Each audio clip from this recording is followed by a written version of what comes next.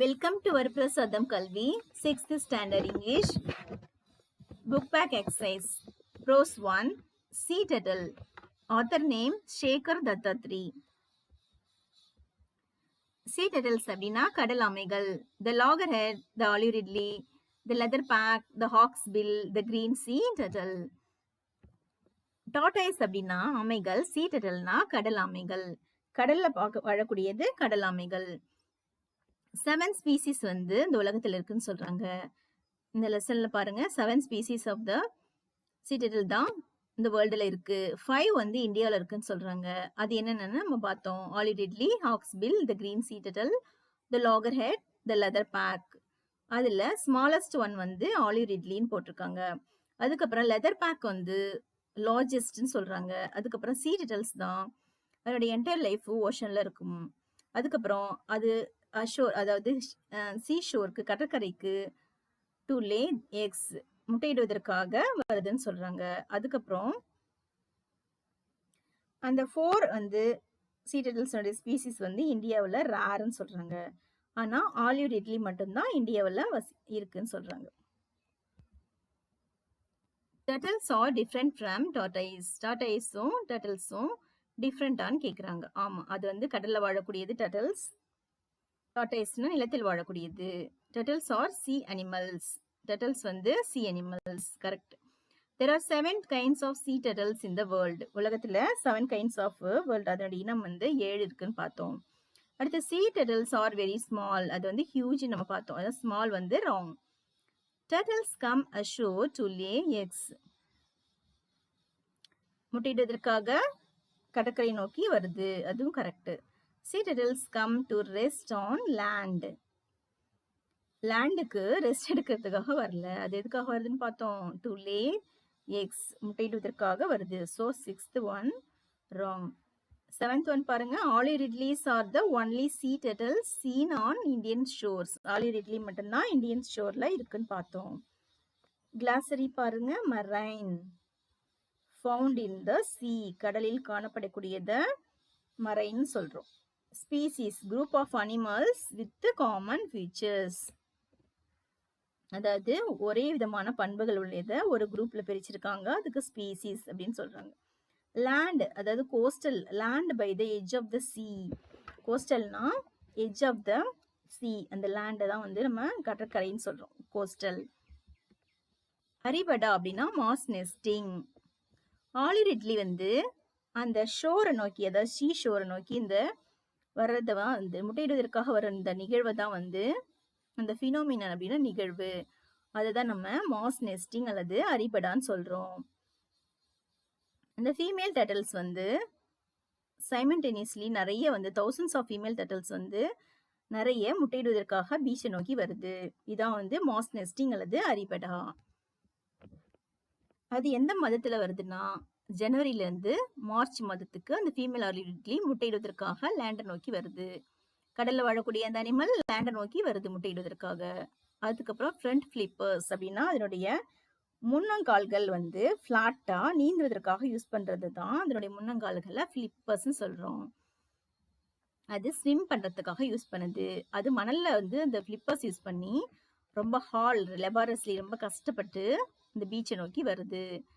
அங்க வந்து ஒரு கேவிட்டி 45 சென்டிமீட்டருக்கு ஒரு பள்ளத்தை தோண்டி அதுல 100 முட்டைகளை இட்டு வைக்குது. அது எப்படி இருக்குன்னா ஷேப் அண்ட் சைஸ் வந்து டேபிள் டென்னிஸ் பால் மாதிரி இருக்கு அந்த சைஸ்லாம். அதுக்கப்புறம் கேமோஃப்ளாக்னு சொல்லக்கூடிய அந்த நெஸ்டிங் அந்த நெஸ்ட்டை வந்து டாஸ் அந்த மணலெல்லாம் நோண்டி அந்த ஃபிளிப்பர்ஸால அந்த ஃபிளிப்பர்ஸ்னா அதனுடைய முன்னங்கால்கள் மாதிரி இருக்கு இல்லையா அதை வந்து அதனால அது வந்து கேமோஃப்ளாக்னா மூடி வைக்குது. மூடி வச்சதுக்கு அப்புறம் இன்குபேட் ஆகுது. அது இன்குபேட்னா அந்த வார்ம்த் ஆஃப் த சன் சூரியன்லேருந்து வரக்கூடிய வெப்பத்தினால அது இன்குபேட் ஆகுது. அதுக்கப்புறம் அந்த 45 to 60 டேஸ்ல அது எக்ல இருந்து வெளியில வருது. அதாவது 45 to 60 டேஸ் இன்குபேட் ஆனதுக்கு அப்புறம் அந்த முட்டையில இருந்து எக் டூத்ன்னு சொல்லக்கூடிய அந்த ரேசர் பிளேடு மாதிரி இருக்கிற அந்த ஒரு அதனுடைய ஸ்னவுட்னு சொல்லக்கூடிய அது மூக்கு மேல இருக்கக்கூடிய அந்த ரேசர் பிளேடு மாதிரி இருக்கிற அந்த ஒரு அந்த ஸ்னவுட்டால அந்த முட்டையை உடச்சி எடுத்துட்டு வெளியில வருது. அந்த ஹேச்சிங் ஆகுது அங்க. அதுக்கப்புறம் அது முட்டை ஓட்டுலேருந்து எமர்ஜ்னா வெளியில் வந்து பீச்சில் ஹரிடு டேஷ் டு த சி, பீச்சில் இருந்து அவசரமாக அது என்ன பண்ணுது, கடலை நோக்கி போகுது. இதெல்லாம் அந்த 45 to 60 டேஸ்க்குள்ளே நிகழுது. அந்த முட்டையிலேருந்து அந்த சீ டர்ட்டில்ஸ் வந்து வெளியில் வர்றது. இதில் வந்து பிரிடேட்டர்ஸ்ன்னு சொல்லக்கூடிய இந்த அனிமலை வந்து, அதாவது பிரிடேட்டர்ஸ் அப்படின்னா கீழே பாருங்க, animals that kill other animals food. அந்த முட்டைகளை வந்து எடுத்துட்டு போறவங்க, அதாவது சாப்பிட்றதுக்காக எடுத்துட்டு போய் சாப்பிட்றாங்க. இவங்க இந்த scent left by the turtle, அந்த டர்ட்டில் வந்து வந்த இடத்தை நோக்கி இந்த ஜாக்கிள்ஸ்ன்னு சொல்லக்கூடிய டொமஸ்டிக் டாக்ஸ், பிக்ஸ், ஜாக்கிள்ஸ் இதெல்லாம் வந்து அதனுடைய ஆமைகளுடைய வாசனையை வச்சு அது வந்து அந்த முட்டையில நோண்டி எடுத்து சாப்பிட பாக்குது. இதுல இருந்து தப்பிச்சு இந்த 45 இருந்து 60 நாளுக்குள்ள அது வந்து முட்டையில இருந்து வெளியில வந்து அவசரமா கடலை நோக்கி போகுது. ஃபிளிப்பர்ஸ் அப்படின்னா broad flat limbs used for swimming.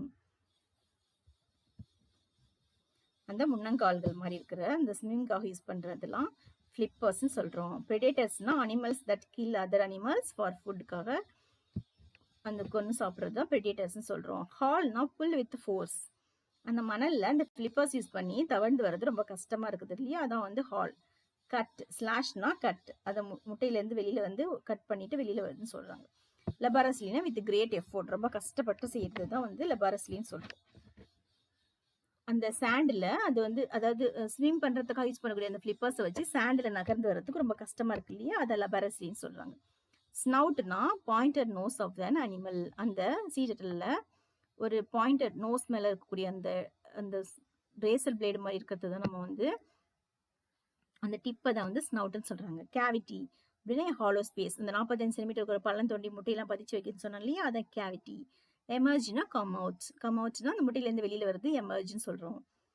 Emerge from the அந்த எக்ல இருந்து வெளியில வருது. கேமஃப்ளாக்னா ஹைட் ஆர் டிஸ்கைஸ் சம்திங், ஏதோ ஒன்று மறைச்சு வைக்குது. இங்க என்ன மறைச்சு வைக்குது, அந்த 100 முட்டைகள் இல்லையா சீ டர்ட்டில், அது வந்து மறைச்சு வைக்குது, ஹைட் பண்ணுது. இதுக்கு தான் பேரு camouflage.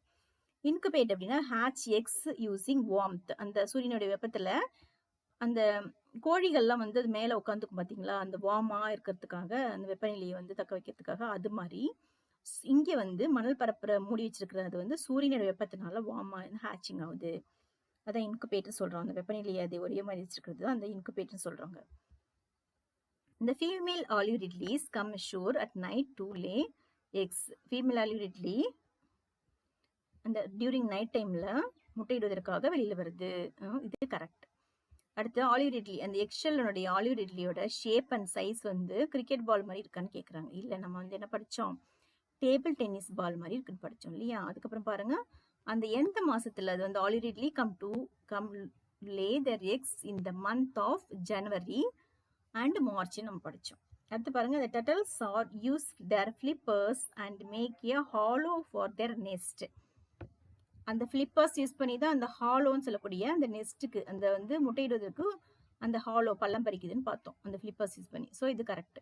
The hatchlings use a tiny egg tooth to come out of the eggs. இந்த hatchling, அதாவது அந்த ஆமை குஞ்சுகள் வரும்போது எதை யூஸ் பண்ணி, அந்த எக் டூத் யூஸ் பண்ணி அது come out of the eggs, முட்டையிலேருந்து வெளியில் வருதுன்னு பார்த்தோம். அது கரெக்ட். டு யூ நோ பாருங்க, இங்கே டெம்பரேச்சர் அந்த வார்ம்த் அந்த பண்ண பார்த்தோம் இல்லையா, அந்த இன்குபேட்டர் டெம்பரேச்சர் அது வந்து இங்கே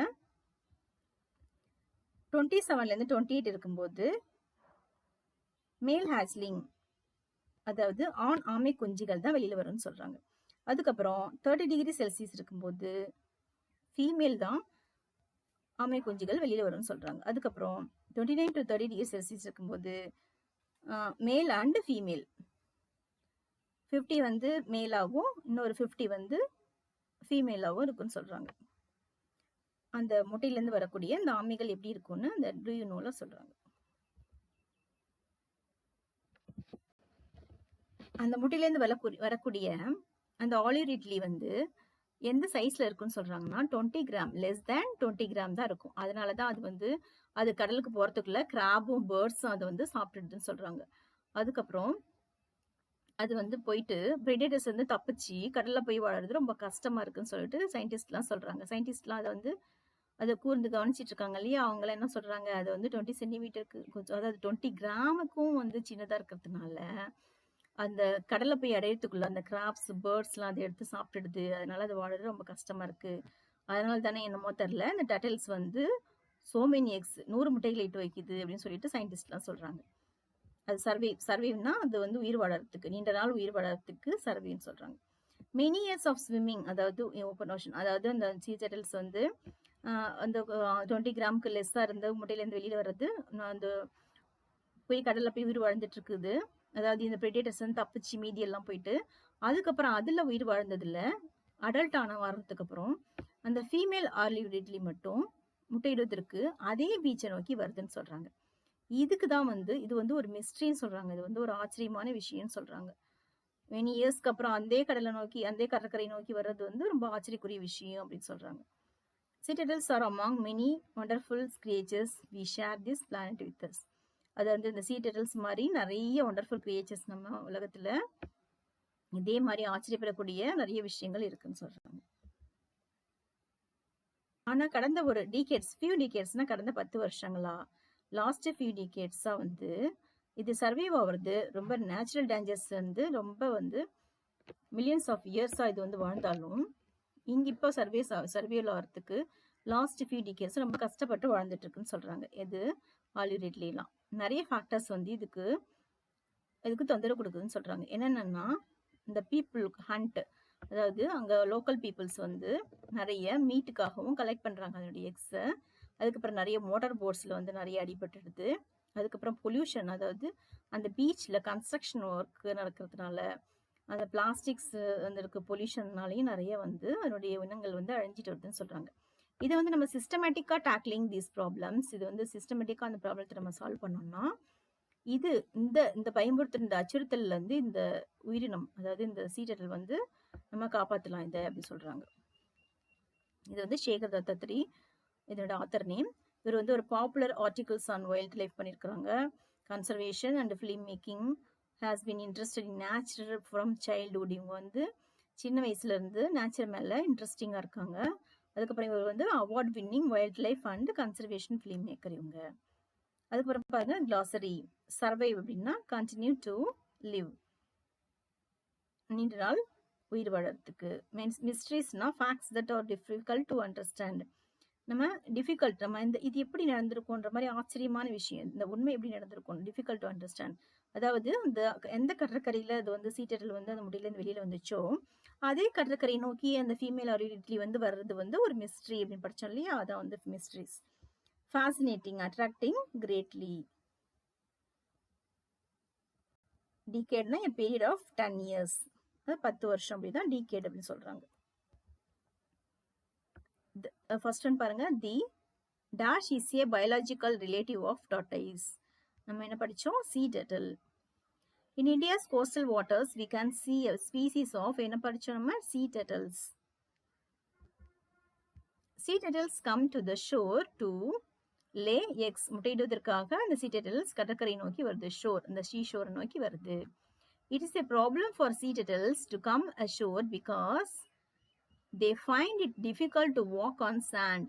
அதாவது என்ன ப்ராப்ளம் இதுக்கு sea turtlesக்குன்னா, to come shore, அதாவது அந்த கடற்கரைக்கு வரதுக்கு என்ன ப்ராப்ளம்னா, difficult to walk on sand, அந்த சாண்டில் நடக்கிறது ரொம்ப கஷ்டமா இருக்கு. A turtle's flippers help it to swim. அந்த டர்ட்டில்ஸோட ஃபிலிப்பர்ஸ் வந்து எதுக்கு யூஸ் பண்ணுது, ஸ்விம்மிங் பண்றதுக்காக மட்டும் யூஸ் பண்ணுது. A sea turtle camouflages its nest by tossing sand. அதாவது சாண்டை வச்சு மூடி வைக்கிறது அந்த நெஸ்ட்டை, அதுக்கு என்ன சொல்றாங்க, camouflageன்னு சொல்றாங்க.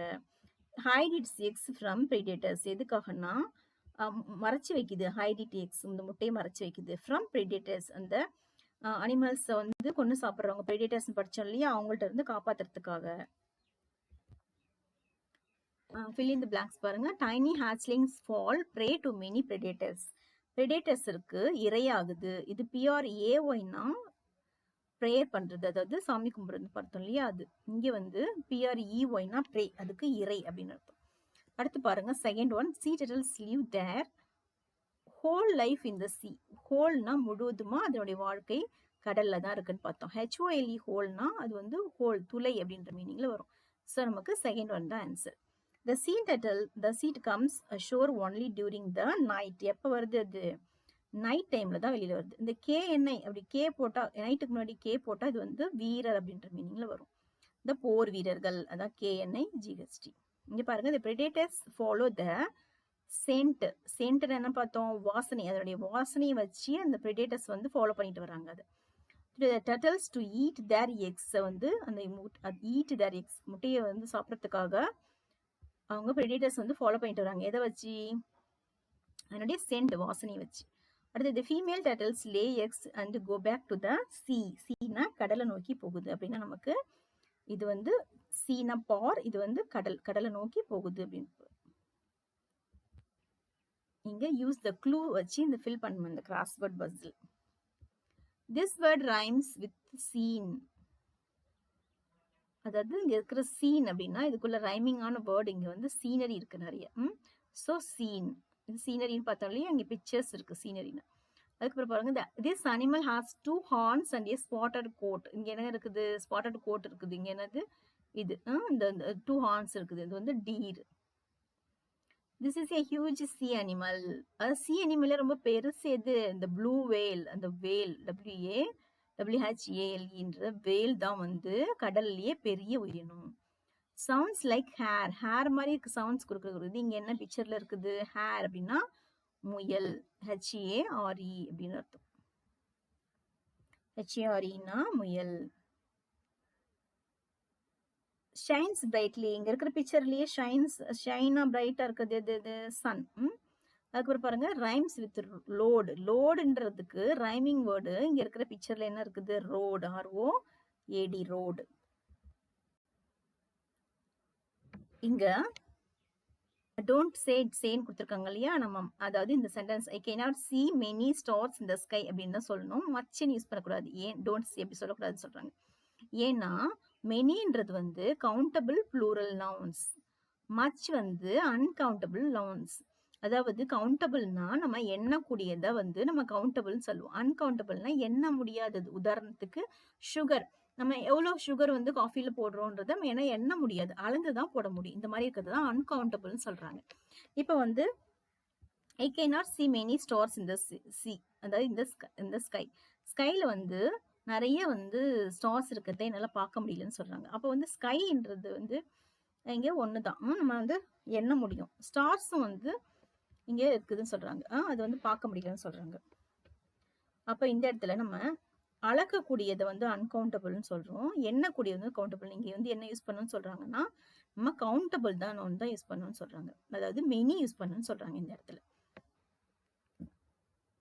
I have few friends. Friends வந்து நம்ம அளக்குறோமா எண்ணுறோமா?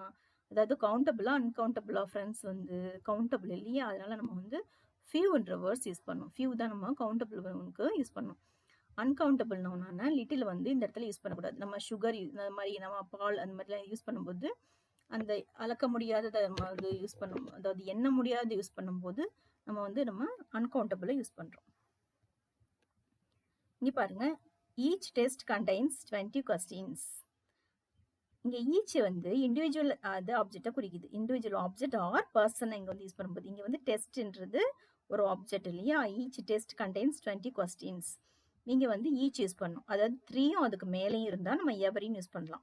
அந்த குரூப்பா இருக்கிற இடத்துல இங்க ஒரு டெஸ்ட்ன்றது ஒன்று சிங்குலர்ல இருக்கு இல்லையா? அதனால நம்ம வந்து இங்க இண்டிவிஜுவல் ஆப்ஜெக்டுக்காக யூஸ் பண்ணக்கூடிய ஈச் யூஸ் பண்ணணும்.